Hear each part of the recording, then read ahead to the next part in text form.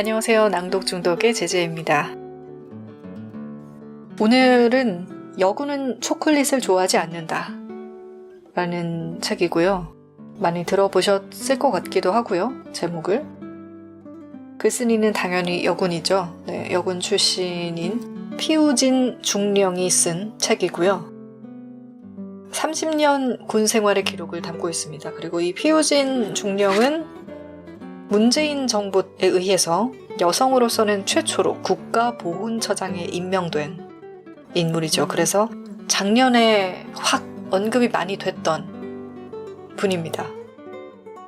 피우진 중령이 2006년에 전역 처분을 받았는데 당시에 유방암 수술을 했다는 이유로 불합리한 전역 처분을 받게 됐고, 이에 불복해서 인사소송과 행정소송이라는 지난한 싸움을 벌여서 복직 판결을 받고 2009년에 이제 정년에 의한 전역을 한 분이고요. 이 책 자체는 2006년에 나왔습니다. 초판이 2006년에 나왔다가 2판이 2017년에 나오게 되죠.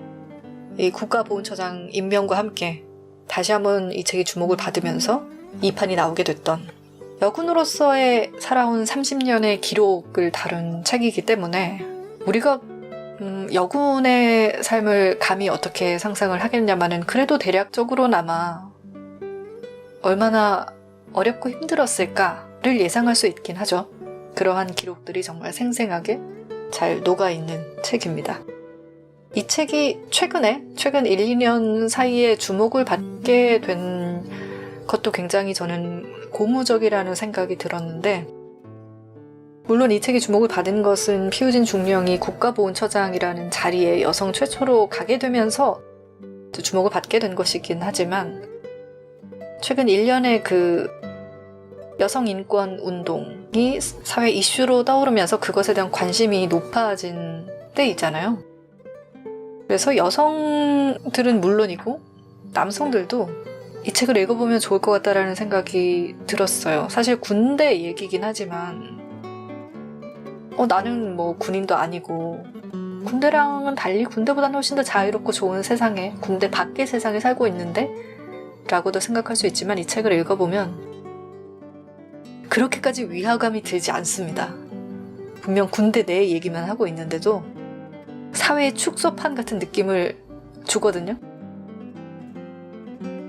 결국은 크게 보면 이 사회 역시도 군대 사회의 원리를 좀 많이 여전히 따르고 있고, 그 잔재들이 많이 남아있고, 정말 근본적이고 원초적인 부분으로 들어가 보면 어떤 문제가 나타난 것의 양상에 있어서 결국은 이 군대 사회에서 나타나는 일들처럼 그 맥락 자체는 상당히 동일하다라는 느낌을 주기 때문에, 그래서 참 읽어볼 만하다라는 생각이 들었어요. 우리와 절대 동떨어진 이야기가 아니다. 그런 좋은 책입니다. 몇 가지 좀 인상 깊었던 부분을 이번에는 좀 짧게 여러 부분을 좀 읽어드리는 게 좋을 것 같아서요. 책 초반부에 보면 아직 군대에 들어가기 전에, 여군이 되기 전에 학창시절의 이야기를 하는 장면들이 좀 나오는데 그 부분 읽어드릴게요. 고등학교 때부터 내 별명은 남자였다. 내가 생각해도 남자 같은 행동이 많았고, 또 애교를 부리거나 연약한 척하면서 남자들에게 기대는 또래 여자들의 모습이 좋아 보이지 않았기에 나는 그 별명을 특별히 싫어하지는 않았다. 하지만 그런 별명을 붙여주는 시선은 마음에 들지 않았다. 나를 남자 같다고 말하는 경우는 대개 내가 불의한 것에 당당히 항의하거나 힘든 일을 묵묵히 참아낼 때였다. 그런 일이야 사실 여자와 남자가 달라야 하는 건 아니지 않은가. 그건 개인의 성격이나 가치관 문제이지 남녀의 차이가 아니다. 여자를 꽃으로만 보려 하고 다소곳이 얌전한 것만 여성성으로 보기에 그런 별명을 붙이는 게 아닐까 싶다. 그렇다고 내가 무슨 페미니스트는 아니다. 나는 학생 때부터 지금까지 여성 해방 같은 말은 써본 적도 없고 그런 운동에도 관심이 없었다. 남녀를 떠나 그냥 비인간적이거나 정의롭지 못한 행위들이 싫을 뿐이다. 원칙주의자라는 말이 어찌 보면 융통성 없는 것으로 비칠 수도 있는데 내가 그 말을 긍정적으로 받아들이는 건 그 때문이다. 지켜야 할 것을 지키고 하지 말아야 할 것은 하지 않는 것. 내가 내 자신에게나 남에게나 요구하는 건 그 한 가지뿐이었다. 그리고 그 생각은 지금도 변함이 없다. 여성성에 대한 통찰이 드러나는 부분이었죠.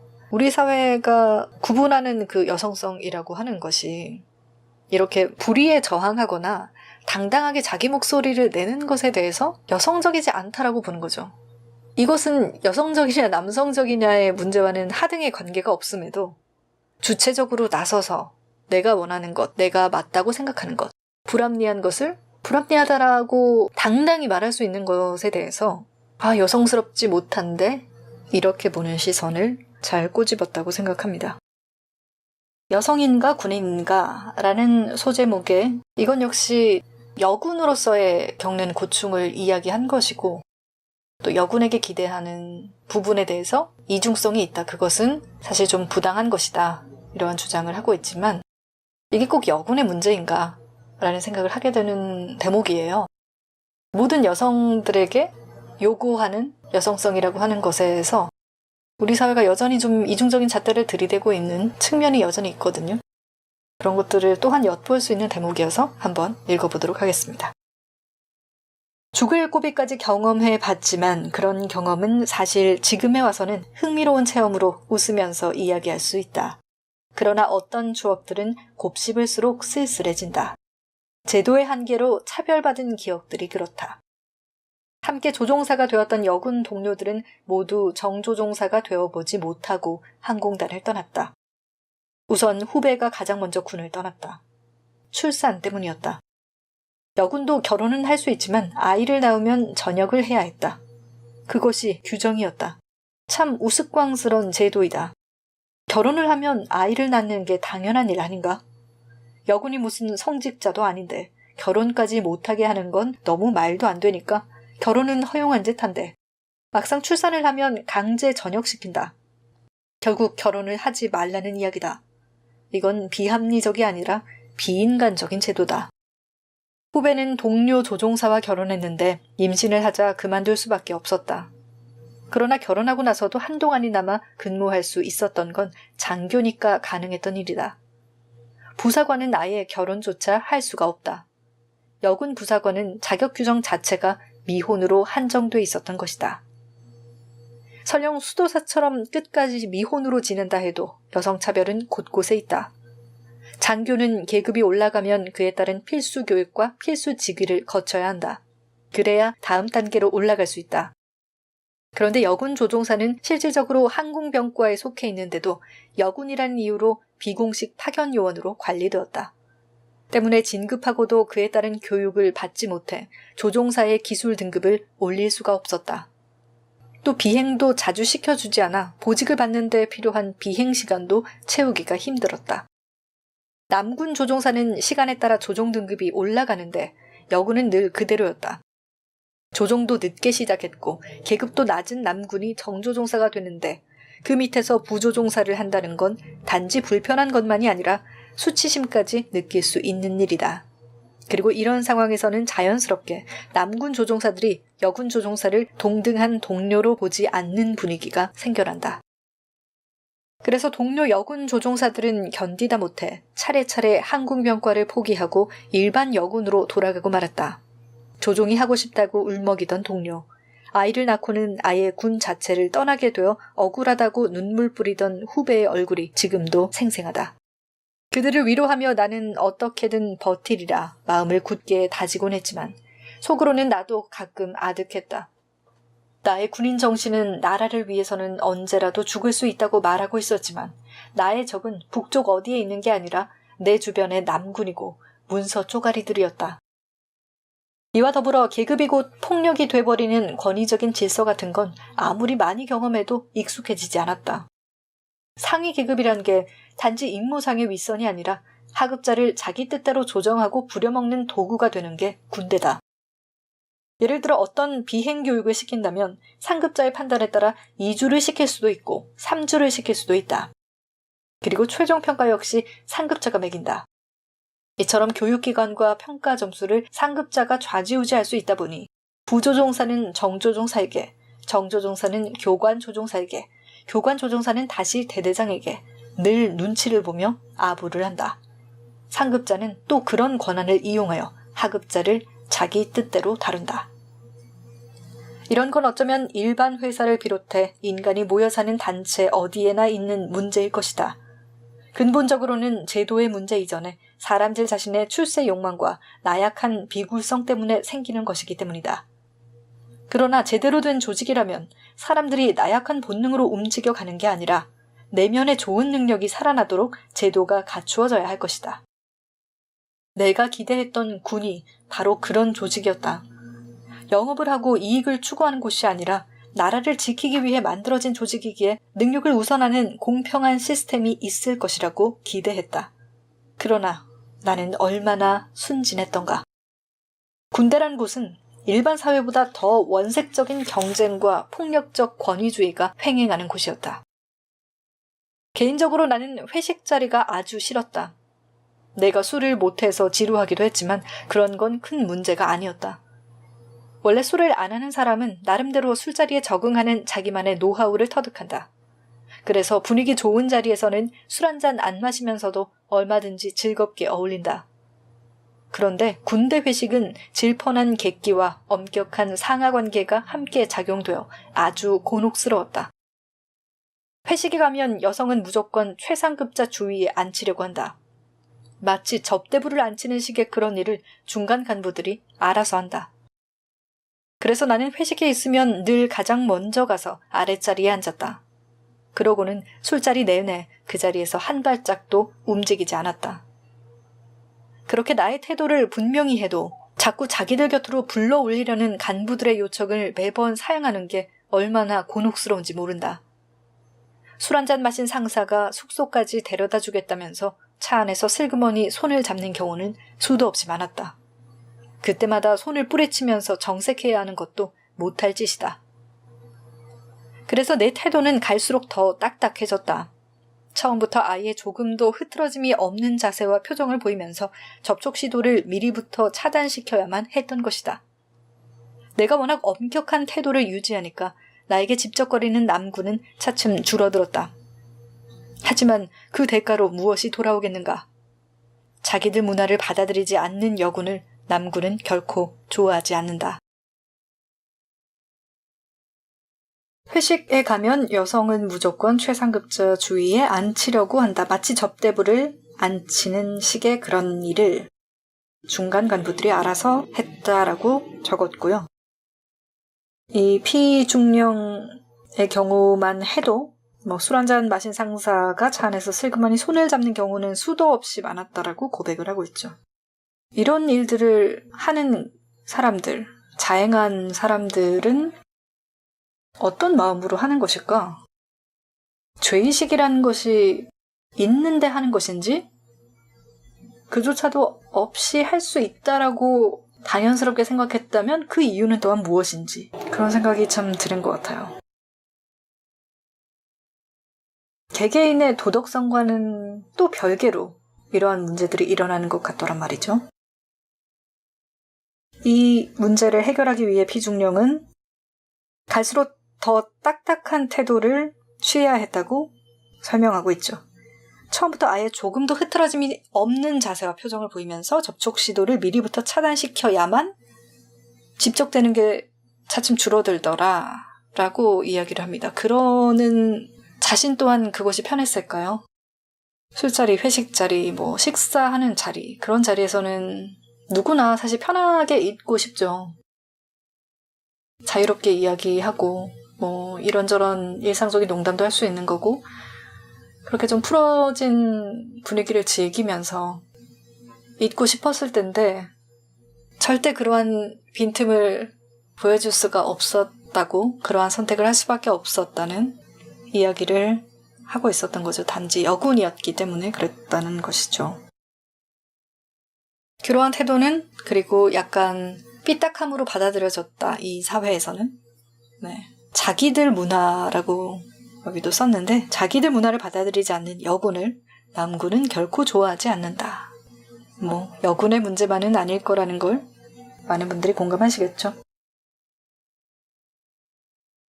최근에 나타나는 그런 미투 운동이라든지 이제 성인식을 개선하자라는 움직임이 나타나면서 외형적으로 이러한 시도들이 그래도 좀 조심을 하려고 할 것이고 줄어들고는 있기는 한데 일종의 공포정치처럼 좀 작용을 하고 있는 것 같거든요. 현재 그 흐름이라고 하면 개선됐다라고 하지만 이것이 정말 마음 깊은 곳에서 자연스럽게 우러나와서 이게 개선이 되었다라고 보기에는 아직은 좀 무리가 있는 것 같아요. 사회 곳곳에서 나타나는 반작용들을 보자 하면 이 성 관련 추문에 자신이 연루되었을 때 받게 될 데미지라든지 그런 것이 두렵기 때문에 문제가 될 상황을 만들지 않겠다. 이 부분이 아직은 조금 더 큰 것 같아서 물론 이조차도 여성들의 집단적인 피해가 너무 커지다 보니까 이렇게라도 생존하겠다라는 전략으로서 공포정치를 택한 상황이긴 한 거죠. 미투라는 그 폭로 방식이 나온 배경이라고 하면 그런 것일 텐데 그러한 공포감이 없이는 자발적으로 이를 근절하지 못했던 상황인 거잖아요. 이 정도의 위협이 아니었더라면 계속해서 이러한 만행이 저질러졌을 거라는 사실을 생각해보면 굉장히 답답한 상황인 거죠. 이것을 과연 어떻게 이해를 할 수 있을까라는 생각마저도 들고 좀 그렇습니다. 사실 갈수록 더 답답한 이야기들이 많이 나오는 책인데 그러나 그게 진짜 현실이니까 이게 지금 소설은 아니잖아요. 참 마음이 무거워지면서 한편으로는 이러한 일들이 어느 곳에서인가는 일어날 수 있을 것이다. 아직도 이제 집단이나 개개인이 발을 딛고 있는 위치에 따라서 경험하는 것들이 아무래도 다르기 마련이잖아요. 그래서 군대 사회에 조금 더 가까운 어떤 회사를 다니고 있다던가 지역에 따라서도 좀 달라질 수 있겠고 그러한 변화가 조금 늦게 오는 지역들도 있을 것이고 어떤 곳에선가 어떤 여성들은 이러한 피해를 입고서 여전히 말을 못하고 있고 눈물만 삼키고 있을 수도 있겠구나라는 생각을 들게 하는 내용들이었습니다. 본격적으로 누가 성희롱을 하는가 라는 제목으로 또 한 챕터를 할애를 한 부분이 있습니다. 이 부분에서 좀 인상적이었던 것은 남성들의 반응. 피우진 중령은 성향상 이러한 일이 닥쳤을 때 참고만은 있지 않았을 것 같은 그런 여성이잖아요. 즉 이렇게 목소리를 냈을 때 나타나는 남성들의 반응. 눈여겨볼 만한 대목이었습니다. 읽어드릴게요. 체육부대 중대장은 색다른 경험이었다. 지휘관이라기보다는 총감독이라는 말이 더 어울리는 임무였는데 어쨌거나 메달 획득이라는 목표도 달성하여 나름대로 보람을 느낀 시간이었다. 그러나 이 시절의 이야기에도 빼놓을 수 없는 건 여군이 있는 곳 어디에서나 벌어지는 그 지긋지긋한 성희롱 사건들이다. 내가 체육부대로 전근해 간 며칠 후였다. 여군 사격 선수 중 고참 하나가 내 밥을 차려서 가지고 왔다. 너희들과 같이 먹을 건데 왜 가지고 왔어? 저기 드릴 말씀이 좀 있어서요. 조심스럽게 말문을 연 그 선수는 부대장의 손버릇을 비롯해 훈련에 방해가 되는 몇 가지 부조리한 일들을 털어놓았다. 여자 선수가 사격 연습을 할 때 부대장이 다가와 몸을 만지는 경우가 많다고 했다. 컨디션 어때? 자세가 좋군. 하면서 훈련과 관계된 말을 하긴 하지만 그게 어떤 종류의 접촉이라는 걸 여자 선수들이 모를 리 없다. 여자 선수들은 사격을 하다 깜짝 놀라기도 하고 또 부대장이 뒤에 가만히 서 있기만 해도 언제 다가올지 신경이 쓰여 연습에 집중할 수 없다고 했다. 해외 전지훈련을 나갔을 때 당했던 일도 들려주었다. 해외에 나가면 선수들이 부대장의 양말까지 빠는 등 온갖 수발을 들어줘야 하고 때로는 술 마신 상태에서 선수들을 자기 숙소로 불러 엉뚱한 짓을 하기도 하여 놀라 뛰쳐나오곤 했다는 것이었다. 알았다. 내가 막아주마. 나는 그 다음부터 매일 사격장으로 나가 부대장의 행동을 예의주시했다. 내 눈에 띄면 따끔하게 망신을 주겠다고 마음먹고 있었다. 그러나 여러 날이 지나도 다행히 그런 일은 벌어지지 않았다. 그러던 어느 날 선수가 아닌 내가 그런 경우를 당했다. 태릉 사격장에서 부대장과 함께 체육부대로 돌아갈 때였다. 나는 먼저 지프에 올라 운전석 옆자리에 앉았다. 그런데 잠시 후에 나온 부대장이 나에게 뒷자리에 앉으라고 했다. 아닙니다. 저는 여기에 선탑하겠습니다. 내가 사양을 했지만 부대장은 계속 권유했다. 똑같이 지휘관으로 회의하러 가는데 무슨 선탑을 해. 소대장도 아니고 중대 지휘관이니까 여기 뒤에 와서 앉아. 대여섯 번 가까이 그런 말이 오갔다. 나 때문에 차가 출발하지 못하는 꼴이 되어서 나는 할 수 없이 뒷자리로 자리를 옮겼다. 그렇게 출발한 지 20여 분 지났을 때였다. 부대장이 슬그머니 내 어깨 위로 팔을 올렸다. 부대장님, 날씨도 더운데 이 팔 좀 내려주십시오. 나는 정중하게 말하고 나서 내 손으로 부대장의 팔을 내렸다. 부대장은 약간 당황스러워하는 듯 했으나 행동을 멈추지 않고 다시 팔을 올렸다. 뭐 어때? 중대장이 대견스러워서 그러는 건데. 나는 두 번째 올라온 팔을 다시 내려놓으면서 이번엔 딱딱하게 말했다. 손버릇이 좋지 않다는 소문을 들었는데 정말이시네요. 뭐야? 대번에 부대장의 얼굴이 굳어졌다. 너 그게 무슨 말이야? 소문이 뭐 어째? 나는 여자 선수들 사이에 부대장의 손버릇이 고약하다고 소문나 있다는 얘기를 정색을 하고 말했다. 부대장은 노발대발 큰 소리로 욕을 하기 시작했다. 이런 나쁜 것들. 딸 같은 아이들이라 격려하느라 그랬는데 그걸 그런 식으로 받아들이다니 정말 못된 것들 아니야. 그런 말이 한참 계속되었다. 나는 그나마 운전을 하는 사병 때문에 조심스러운데 부대장은 운전병을 전혀 의식하지 않았다. 부대장의 흥분이 조금 가라앉힌 다음에 내가 말했다. 부대장님, 여자는 말이에요. 남자들이 접촉할 때 그게 어떤 뜻을 담은 접촉인지는 필로 그냥 알아요. 어린 여자애도 다 알게 돼 있어요. 부대장님이 정말 격려 차원에서 그랬다면 아이들 입에서 그런 말 안 나옵니다. 부대장님이 어떤 마음으로 그 아이들을 만졌는지는 스스로 잘 아시지 않습니까? 참, 이거야 원. 부대장은 그 이상 아무 말도 하지 못했다. 그 후로는 부대장의 손버릇이 완전히 없어졌다. 그 부대장이 사실 나쁜 사람은 아니었다. 성희롱을 하는 사람은 대개 인간성도 좋지 않은 경우가 많은데 그 부대장은 나중에도 나하고 통화를 하며 그때 내가 너한테 혼났지? 하고 개면쩍게 말할 정도로 심성은 괜찮은 사람이었다. 사실은 그래서 더 문제라고 할 수 있다. 꼭 인간성이 고약해서 성희롱을 하는 게 아니라 남성들 대개가 그런 쪽으로는 너무 무심하고 자기중심적으로만 생각하기 때문이다. 여성이 느끼는 수치심과 모멸감에 대해서는 거의 무지하거나 아예 알려고도 하지 않는다. 그래서 자기 아내나 딸이 당했을 경우엔 누구보다 분노할 사람도 막상 다른 여성에게는 별 생각 없이 똑같은 행동을 하게 되는 것이다. 예전 조종사 시절에 신체 검사를 받을 때였다. 남군 조종사들과 함께 서울 수도병원에 가서 각 방을 돌아다니다가 심전도 검사실에 이르렀다. 처음엔 무엇을 하는 곳인지 몰랐다. 남자 장교 2명과 함께 들어갔더니 심전도 검사라면서 웃옷을 벗어야 한다고 했다. 검사하는 사람들도 여군이 들어오자 좀 당황했는지 남자 장교들을 내보냈다. 그러나 검사를 하는 건 여전히 남자 사병이었다. 아무리 검사라지만 여성이고 장교인데 남자 사병 앞에서 가슴을 드러낸다는 게 꺼림칙했다. 그래도 티를 내고 싶지 않아 그대로 검사를 마쳤다. 검사를 마치고 나와 대기석에 앉아있는데 내 뒤에 들어간 남군 조종사들이 사병들과 말을 나누는 소리가 들렸다. 가슴 어떻더냐? 커? 작아? 그러면서 장교와 사병이 함께 낄낄거렸다. 나는 그제야 간호장교를 불러달라지 않은 것을 후회했다.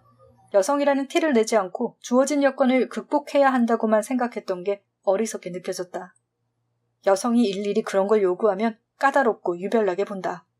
그런 문제는 사실 여성이 요구하기 전에 먼저 배려하는 풍토가 돼 있어야 한다.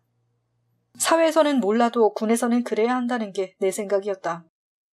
진정으로 용기 있고 자부심 강한 남성은 여성을 성적으로 존중한다. 양아치 같은 사내나 여자 가슴 이야기를 하면서 낄낄거리는 법이다. 여군이 여자 티를 내면서 약한 모습을 보이면 보호 본능이 작용하는지 그래도 도와주려고 한다. 그러나 단체의 질서를 깨뜨리지 않으려고 묵묵히 남군과 동일한 조건을 감수하는 여군에게는 오히려 함부로 행동을 한다. 나는 힘든 훈련을 받을 때면 붕대로 가슴을 칭칭 동여매곤 했다. 훈련 받는데 불편하기도 했고 괜히 남자들의 시선을 끌고 싶지도 않았다.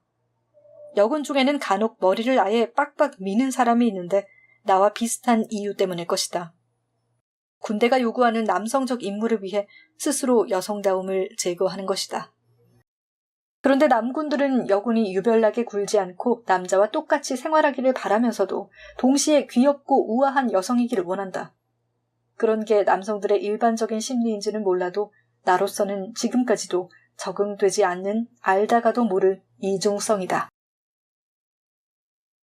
짧은 글 안에 참 많은 것들이 들어있죠. 일단 이 사격 감독을 했던 부대장의 이야기에서 부대장의 성희롱 시도에 대해서 이 피중령이 손버릇이 좋지 않다는 소문을 들었는데 정말이시네요 라고 하니까 노발대발 욕설을 퍼부으면서 이성을 잃고 운전병의 존재조차 의식하지 않은 채 격한 반응을 보입니다. 물론 군대라는 사회에서 부하 직원의 이러한 언행이 당연히 거슬리는 것도 있겠지만 이분이 여군의 지적을 받은 것이잖아요. 여성에게 지적을 받았다는 것에 좀 더 강하게 반발을 했던 측면이 있다는 생각이 들었어요. 뭔가 완전히 이성을 잃고 반응을 하거든요. 그리고 나오는 피중령의 말도 인상적인 게 여자들은 남자들이 접촉할 때 그게 어떤 뜻을 담은 접촉인지 필로 그냥 안다 라고 얘기를 하죠. 정말로 격려를 하고자 한 것인지 그게 아닌지 안다. 이 문장이 굉장히 중요한 것 같아요. 많은 남자들이 좀 알아야 될 문장이라고 생각을 하는데 그게 느낌으로 전달이 된다라는 거죠. 그래서 사실 성추행의 기준에 대해서 이야기를 할 때 여성이 성적인 불쾌감을 느꼈느냐가 기준이라고 하면 그것에 대해서 굉장히 반발을 하는 일부 남성들이 있죠. 여성의 기분에 그것을 기준을 맞춘다는 것이 말이 되느냐. 기분이라는 것은 주관적인 것이 아니냐라고 하지만 여기서 이 피중령이 말한 것처럼 남자들의 접촉에 대해서 그 의도라는 것은 충분히 전달이 된다라는 거죠. 알게 된다라는 거예요. 진짜 격려하려고 토닥토닥 하는 건지 아닌지는 전달이 되니까 스스로 어떤 마음으로 그 아이들을 만졌는지 잘 아시지 않습니까? 라고 하자 말문이 막혀버리죠. 부대장이. 그 다음에 나오는 이 부대장에 대한 묘사에서도 인상적이었던 것이 이 사람이 사실은 심성은 괜찮은 사람이었다라고 하면서 사실은 그래서 더 문제라고 할 수 있다라고 얘기를 하거든요. 저 역시 이 부분을 굉장히 중요하게 보았어요. 꼭 도덕적으로 막 악인인 사람들, 예를 들어 뉴스에 나오는 그런 범죄자들, 성범죄자들, 그런 사람과 다들 다르다라고 많은 사람들이 이제 생각을 하고 보면서 살지만 이런 문제에서는 이 젠더 감수성이라는 부분에서는 남성들 대개가 아직까지는 여성의 기분이랄까 반응에 대해서 좀 무지하다라는 것이죠. 여성이 어느 정도로 이것을 받아들일 수 있을 것인가에 대한 공감이 좀 부족하다라는 얘기가 여기도 나오고 그래서 자기 아내나 딸이 당했을 경우엔 누구보다 분노할 사람들이 막상 다른 여자들에게는 똑같은 행동을 한다라는 지적이 정말 통렬하다라고 생각이 듭니다. 그래서 좀 이해가 쉽게 받아들이려면 이렇게 표현을 해보면 어떨까 싶어요. 지금 어떤 이제 남성들이 나는 이것을 정말 격려하기 위해서 한 접촉이었어 라고 생각한다면 그 행동을 똑같이 내 딸에게 할 수 있는지 그 행동을 다른 남자들이 똑같이 내 아내에게 할 수 있다고 생각하는지 그걸 생각해보면 좀 간단할 수도 있겠다 라는 생각이 들기도 하고요. 그리고 그 다음에 바로 이어서 나오는 것이 피중령이 심전도 검사를 했던 일화가 나옵니다. 여성이고 장교인데 남자 사병 앞에서 가슴을 다 드러내고서 심전도 검사를 받아야 했던 상황. 하지만 제가 여자라서 좀 불편해서 뭐 여성 사병을 데려와 주십시오 라는 말을 하는 것이 유별난 것처럼 보일 것 같아서 참고 그냥 검사를 했는데 돌아온 것은 조롱이었다는 거죠. 여기서도 이제 그 이중성이 잘 드러나는 거예요. 여군이 여자 티를 내면서 약한 모습을 보이면 보호 본능이 발동한다면서 도와주는데 막상 정말 남자 군인처럼 대등하게 했을 때는 오히려 더 함부로 대한다. 조롱하고 참 이해하기 어려워서 같다라는 생각이 들어요. 네. 그리고 가장 중요했던 문장이라고 본 것은 진정으로 용기 있고 자부심 강한 남성은 여성을 성적으로 존중한다. 양아치 같은 사내나 여자 가슴 이야기를 하면서 낄낄거리는 법이다. 그렇죠. 네. 그런데 이렇게 낄낄거리는 사람이 양아치 같은 사람이나 이렇게 한다 라고 우리는 동의를 하고 있지만 그런 사람이 생각보다 많다라고 생각하면 굉장히 거기서도 어떤 뭐랄까요 충격이나 배신감을 느끼게 되기도 한다라는 거죠. 그게 최근에 여성들이 막 느끼게 된 감정인 것 같기도 하거든요. 막상 이런 성폭력 경험을 공유하기 시작하다 보니까 생각보다 너무 많더라는 거예요. 그리고 이런 식의 양아치 같은 사내나 할 법한 일이다라고 우리가 생각했던 것들이 그러면 양아치가 이렇게 많았었던 건가? 라는 생각이 들 정도로 너무 만연했었다라는 게 느껴지니까 그리고 심지어 아까 그 사격 감독이었던 부대장처럼 평소에는 그게 또 드러나지 않는 뭐 도덕적으로도 딱히 다른 쪽으로는 다 나쁘지 않고 평이 나쁘지도 않고 괜찮은 멀쩡한 사람들이 그랬다라고 했을 때 그 이면성이라고 할까요? 그 충격이라는 것은 굉장히 더 클 수밖에 없다라는 그런 대목이 읽혔습니다. 마지막으로 한 가지 더 읽고 마무리를 하도록 할게요. 이 이야기는 이제 피중령이 어느덧 이제 승진을 해서 남자들을 부하로 두게 된 상황에서 느꼈던 한 가지 에피소드를 썼고요. 읽고 얘기를 해보겠습니다. 온통 남자들뿐인 대대에서 부지휘관 임무를 수행하는 게 쉽지는 않다. 소대장이나 중대장은 직속 부하가 있고 구체적인 지휘 책임을 갖고 있기 때문에 임무가 오히려 수월하다. 그러나 최고 지휘관인 대장도 아니고 부대장이라는 직책은 지휘 범위가 사실 조금 막연한 면이 있다.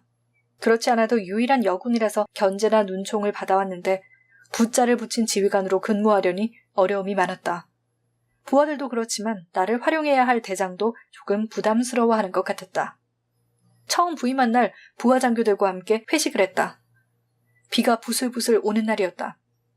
비행장이 좀 외떨어져 있어 읍내까지 한참을 걸어가는데 논두렁을 지날 때 부하 장교들이 전설의 고향 같은 이야기를 시작했다. 이곳에 귀신이 있다는 것이었다. 어느 장교 하나는 술 마시고 복귀하다가 귀신에 홀려 논바닥 한가운데에서 헤매기도 했다고 한다. 그런 귀신 이야기와 함께 이 지역에서 있었다는 살인사건에 대해서도 들려주었다. 항공 조종사 하나가 대학 시절 과외를 하던 학생 어머니와 불륜 관계였는데 그 이후로 늘 따라다니며 집요하게 수발을 드는 그 학생 어머니와 싸우다가 우발적으로 살인을 했다고 한다. 그러고는 이곳 외딴 집에 시신을 감추었는데 여름이 되자 냄새가 나기 시작해 그제야 추적을 해서 범인을 잡았다고 한다. 그런 이야기를 하면서 부하 장교들은 힐끔힐끔 내 눈치를 살폈다. 속으로 웃음이 나왔다. 처음 온 사람에게 그런 지저분하고 무서운 이야기는 왜 하는가 하는 생각이 들어서였다. 그저 문득 생각나서 들려주는 이야기일 수도 있다. 그러나 내 반응을 흥미롭게 지켜보는 걸 보면 거기엔 다소 짓궂은 악의가 깔려있어 보였다. 어때? 무섭지?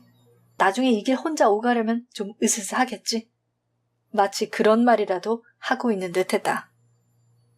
나는 원래 무서움이 없는 편이다. 야간에 혼자 산에도 잘 다닌다. 그 길도 나중에 혼자 잘 돌아다녔다. 그러나 나만큼 대범하지 못한 여군은 공연히 기가 죽을 수도 있는 이야기다. 귀신과 살인사건 이야기만이 아니라 일부러 그것을 들려주며 바라보는 묘한 시선 때문에 기분이 상할 수도 있다. 이런 것들 하나하나가 여군에 대한 무의식적인 차별이고 무시라는 것을 남군들은 의식하지 않는다. 자기가 그 지역의 주먹이라고 자랑하고 다니던 부사관 한 사람이 있었다. 그는 자기가 그 동네를 꽉 잡고 있다면서 무슨 문제 생기면 말만 하라고 했다. 읍내 나와서 식사하시면 연락 주십시오. 제가 잘 모시겠습니다. 그런 식이었다. 그 말투와 눈빛. 그건 군인이 자기 상관에게 하는 이야기가 아니라 그야말로 동네 건달이 지역 초등학교에 갓 부임해온 처녀 선생에게 하는 말이었다.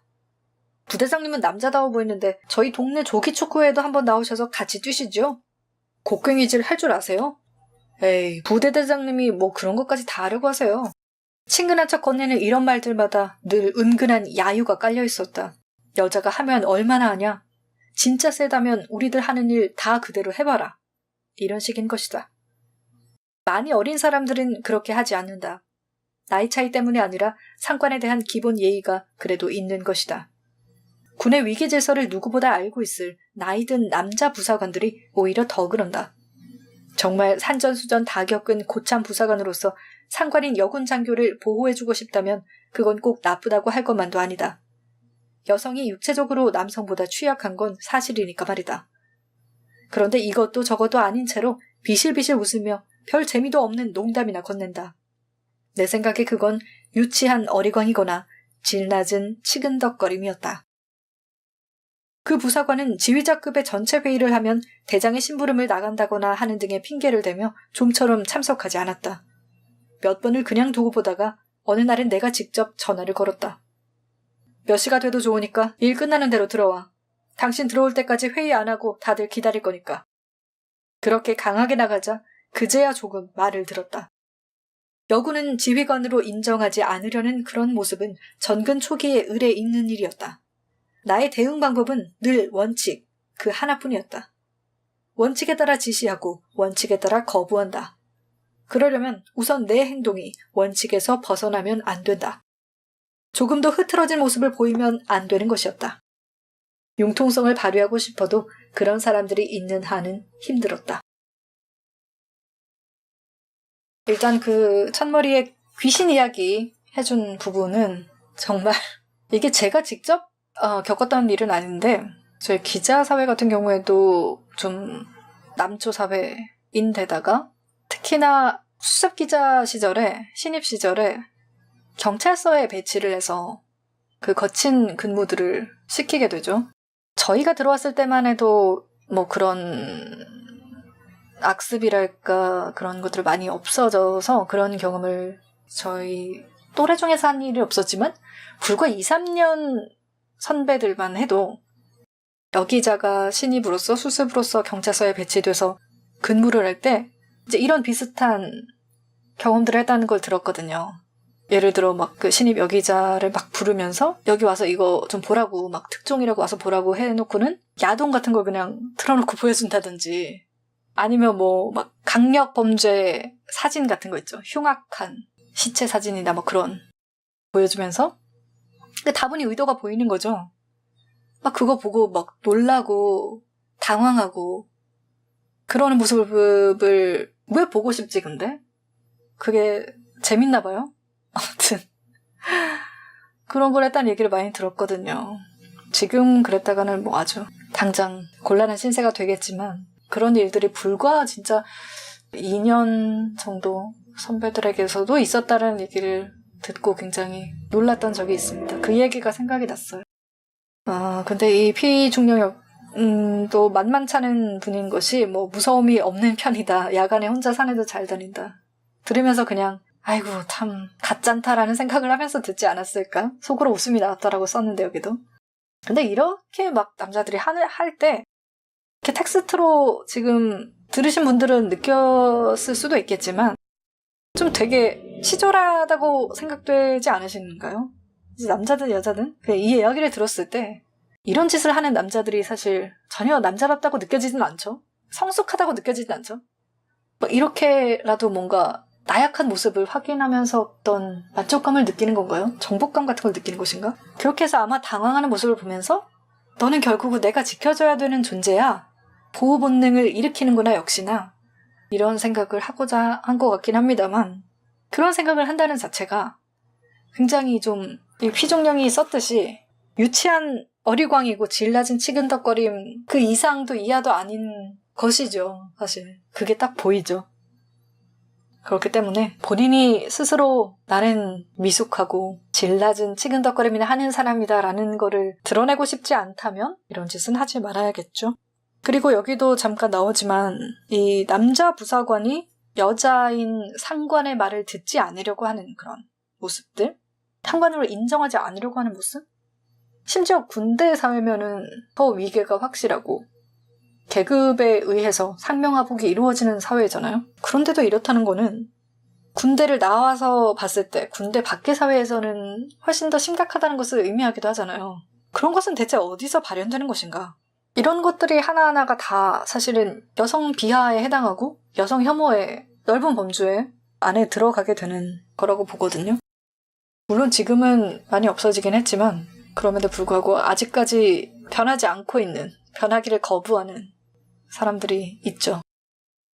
그러나 세상은 변하고 있는 것이 무엇보다 확실한 사실이고 변하지 않는 사람들은 그러지 않기로 본인이 선택하는 것은 자신의 몫이겠으나 그로 인한 결과 또한 자신이 가져가야 될 더 많은 글들을 읽고 싶지만 이 정도 소개를 해드리고요.